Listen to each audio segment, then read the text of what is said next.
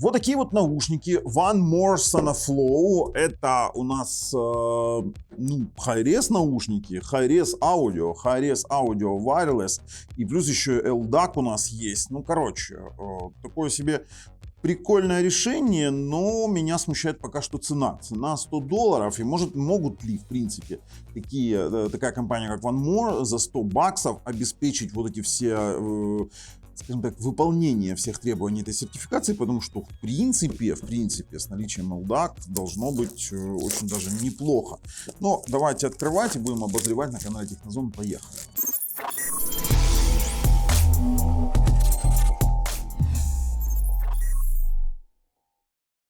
Начнем, конечно же, с распаковочки. Чего они там нам напаковали. Сейчас посмотрим. Упаковка ничего так. Опа. Так, мы инструкцию откладываем. Мы видим здесь кейс. Смотрите, они в кейсе. Вы видели этот кейс? One More. Красивый. Слушайте, вообще обалдеть. Мне прям понравилось. Симпатичненько. С собой можно носить и перевозить в том числе. Так, открываем. Воу. Вот так вот. Смотрите. Вот они, One More. Фирменный стиль One More. Они вот все в таком вот положении. То есть вот так вот они должны быть. У нас мягкая эко-кожа. Сверху дужка пластик. Здесь есть тоже вставка из мягкой эко-кожи. То есть должно достаточно неплохо сидеть. Здесь мы видим в наушниках встроенные микрофоны. При этом микрофонов достаточно много. Как они заявляются, 5. Ну да, вот. Тут их куча этих микрофонов различных. Есть кнопка включения-выключения. Есть кнопка NC. Это у нас Quiet Nox Noise Cancellation, то есть у них здесь есть активный шумодав. Сам по себе пластиковый корпус, слушайте, они регулируются. Здесь, видите, металлическая провставка, чтобы они были более жесткие. Как-то вот так вот это выглядит. Ну, сейчас посмотрим, что, смотрите, здесь различных микрофонных выходов.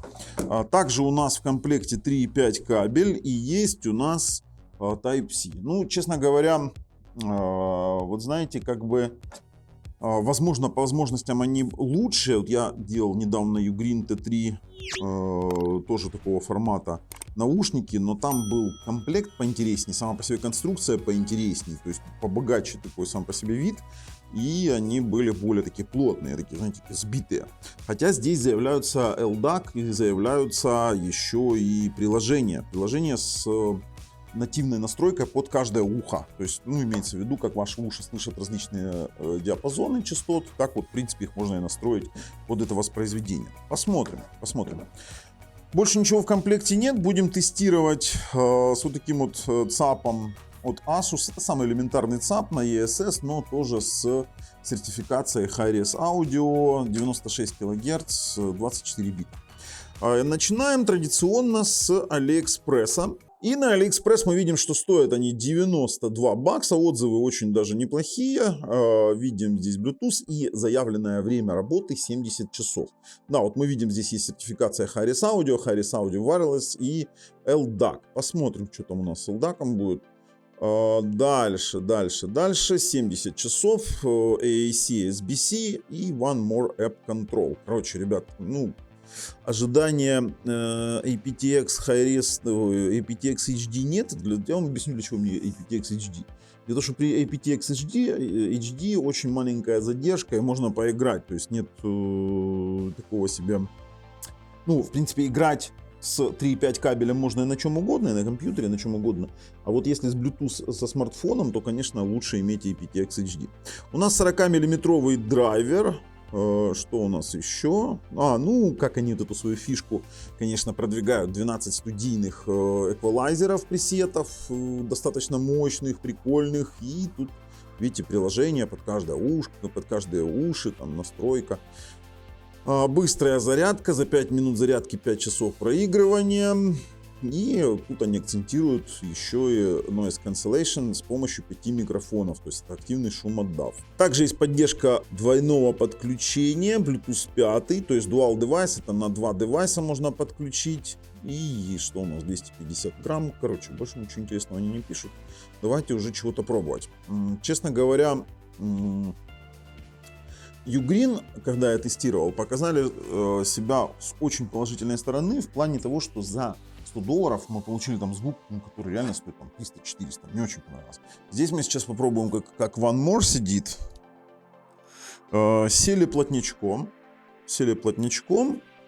Ну, неплохо. Очень неплохо сели. Хотя вот можно было бы чуть-чуть жестче душку. Вот серьезно, вот чуть-чуть жестче, вот хотелось бы. Хотя в данной ситуации не давит.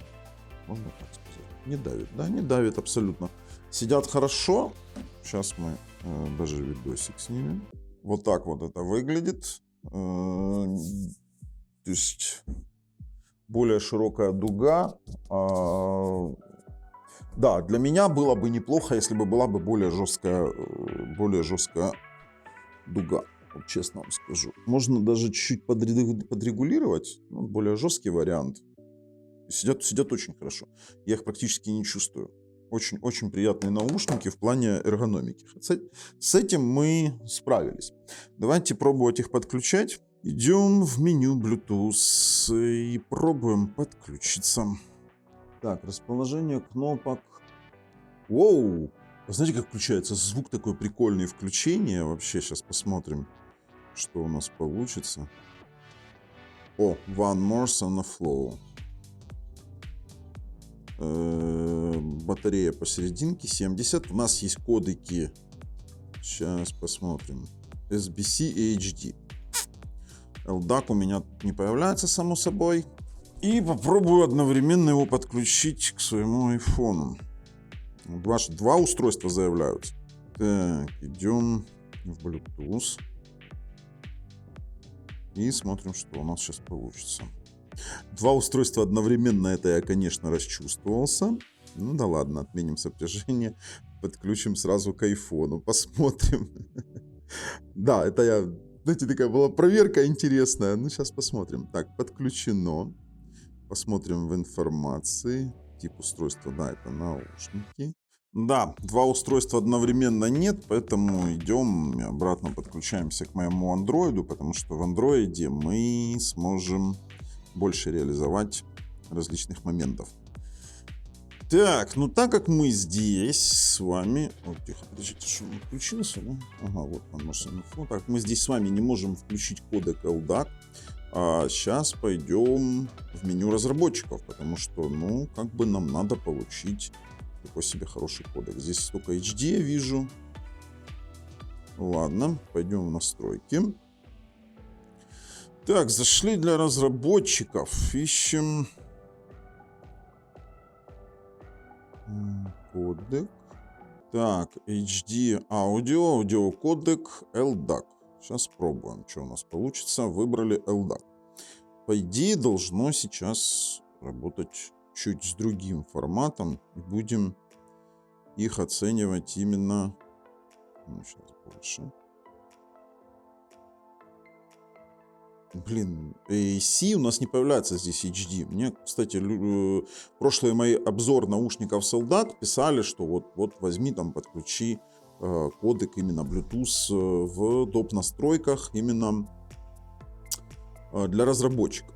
Ну, выбрал LDAC, хотя, видите, в самом меню Bluetooth у нас не показывает HD аудио.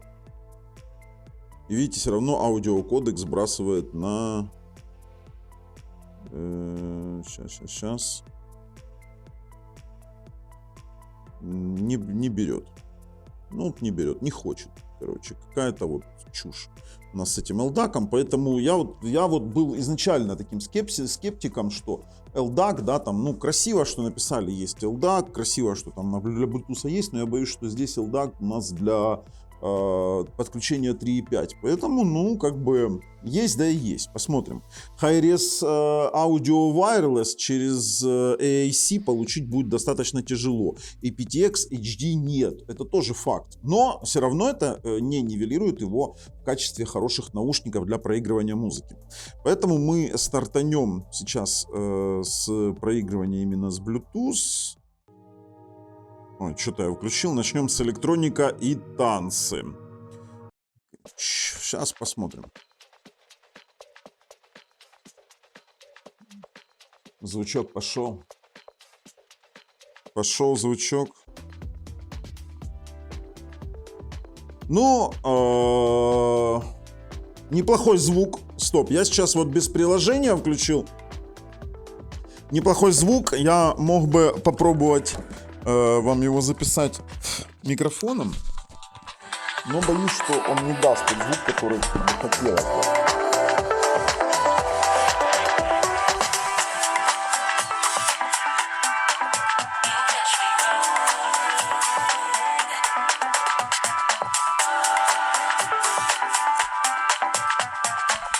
В принципе-то играет, я мог бы попробовать еще там, допустим, там роковую какую-то композицию или хип-хоп, но, ну, или поп-композицию, не знаю, но без приложения вот эти наушники не имеют смысла абсолютно.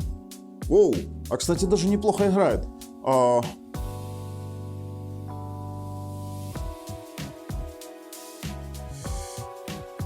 Да, очень неплохо.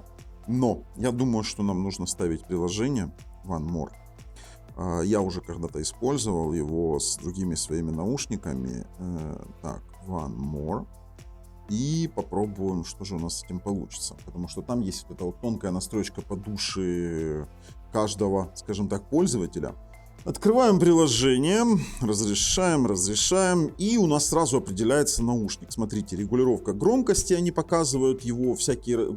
Кстати, в разработке приложений One More просто вообще круто. То есть выбор песни вы можете регулировать с помощью... Где у нас там кнопочки? Кнопки у нас с другой стороны. Вы можете с помощью... Ага, вот они. С помощью кнопок переключать, если будете задерживать громкость вверх, громкость вниз, либо делать громче-тише. Воспроизведение телефонные звонки. Для того, чтобы воспроизвести, нажимаем паузу. Ну, сейчас нажмем воспроизвести. Ой. Я нажал NC. Господи, Noise Cancellation. И знаете, как погрузился в вакуум. Мне надо включить обратно. Отключить его обратно. О, сейчас включился Transparency мод. Короче, у них есть шумодав активный и есть сквозной режим. Тоже классная штука. Сквозной режим — это значит, что вы слышите окружающий мир, а активный шумодав вообще ни хрена не слышите. И опять же погружаюсь в вакуум. Отличный режим, кстати, нормально. А если здесь вот это кнопки громкости, а вот кнопка... Оу, да. Все работает. Чуть-чуть эргономически неудобно в том плане, что нужно привыкнуть. Кнопка включения спереди, и нужно чуть изворачивать руку, чтобы к ней нормально оперировать. Хотя к этому можно привыкнуть. А вот кнопки управления мультимедиа, кнопки громкости плюс и минус находятся как раз под рукой, и ANC тоже. Отлично. И голосовое управление, ну, в принципе, нажать кнопку я голосовым управлением не пользуюсь. Режим прослушивания. Хорошо. Noise Cancelling. Есть у нас, видите, можно через приложение включать настройки. Вот сейчас сквозной включился, я слышу вообще вот все, что происходит. Есть просто ANC. Я в вакуум погрузился. О, вообще ничего не слышу. Как-то так. А вот сейчас попробуем кодек высокой четкости LDAC здесь включить. А ну-ка. Bluetooth отключился. И что дальше? И что дальше? О, алло, алло.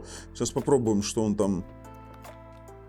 Попробуем, что он там показывает у нас в настройках. О, LDAC активировался. Ура! Короче, LDAC мы можем активировать только через приложение. В этом плюс, что он есть, но без приложения LDAC не активируется. Хорошо.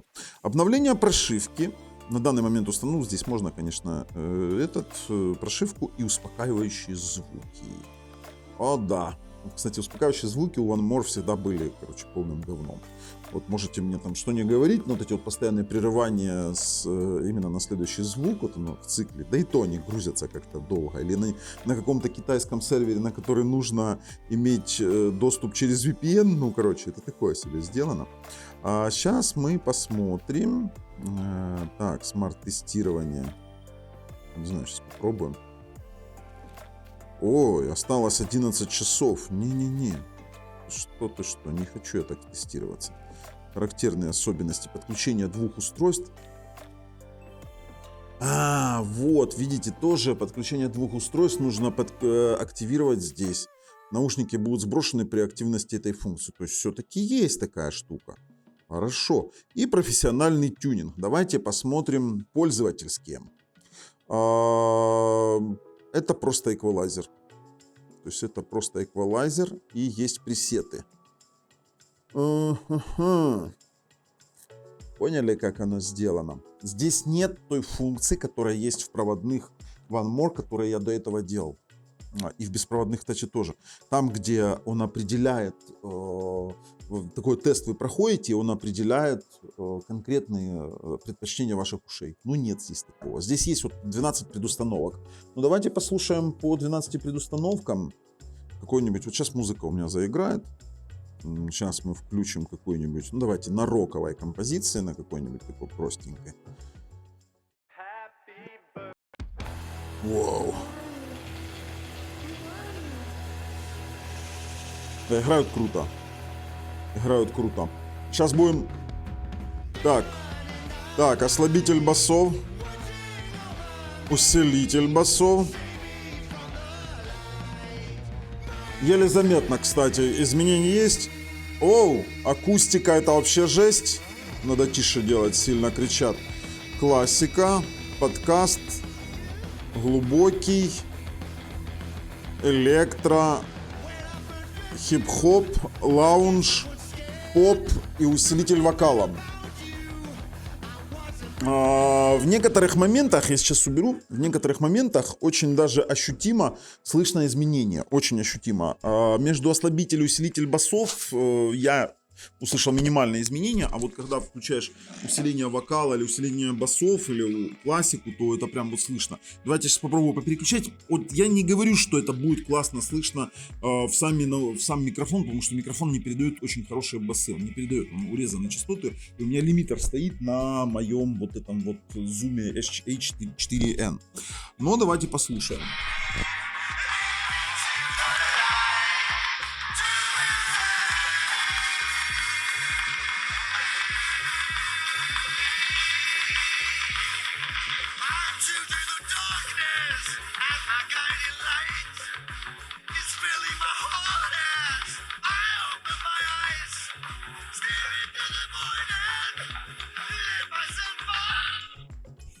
То есть такая штука, да, она действует. Я показал это на примере одной композиции. Давайте остановим. На примере одной композиции, чтобы вы понимали просто-напросто, что есть такая разница. То есть существует эта разница в предустановках. Блин, видите... Хотелось мне получить вот эту фишку, то, что здесь можно менять различные эквалайзерные предустановки, это все классно. При этом вы сами можете это делать, это очень хорошо. Давайте мы сейчас с вами попробуем, как он работает в режиме телефонного звонка. Настя, ты нам нужна.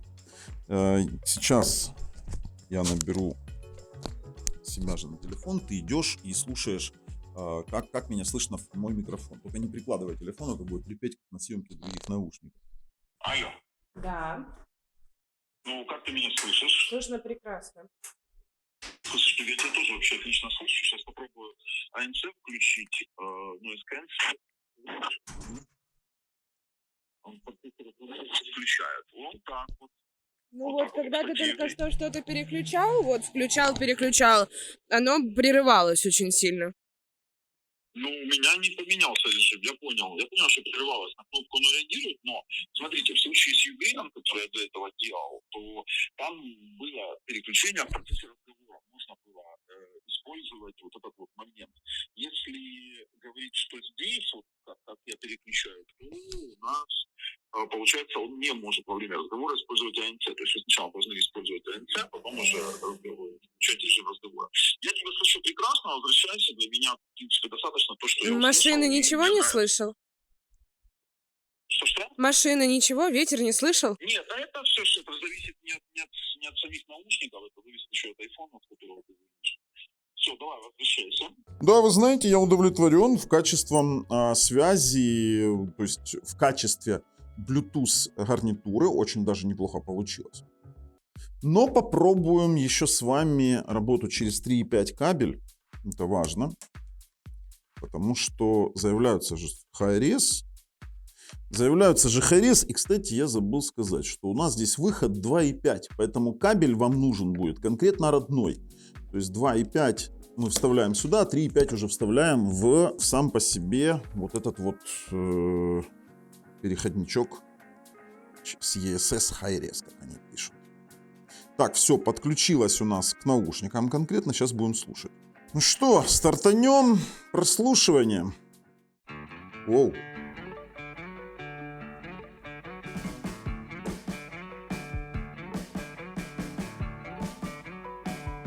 А вот это звучит круто.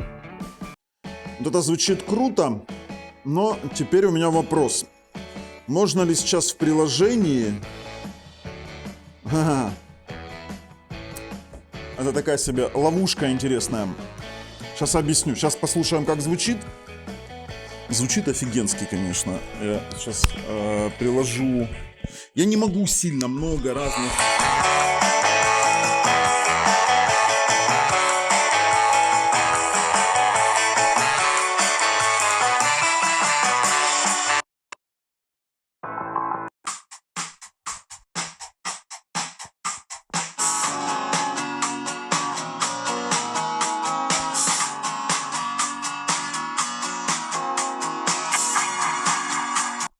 Я, конечно, не могу сильно много разных музык использовать, тем более высококачественных, потому что, ну, YouTube в последнее время очень сильно беснуется, но я вам расскажу, в чем фишка.